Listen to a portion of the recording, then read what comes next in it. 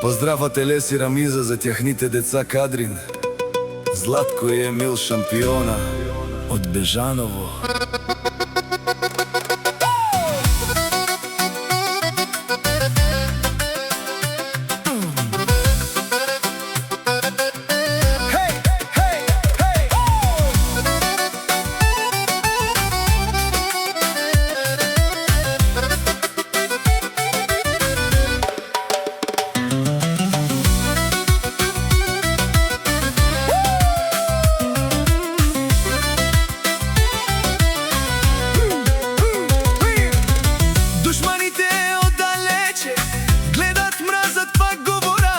Завистта ги яде отвътре, Емил те намисли ле.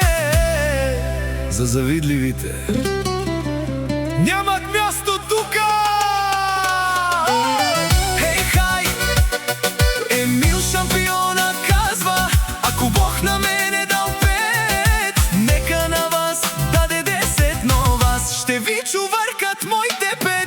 Подалеч от мене да седят злобарите, да се давите интриги. Вие не спряхте. Що за хора долни, вече чудви се от вашата злоба. Май не наядохте се. Емил казва: о, подалеч от мене да седят злобарите, да се давят в интриги. Вие не спряхте. Що за хора долни, вече чудя ви се от вашата злоба. Май не се наядохте. Хей, хей!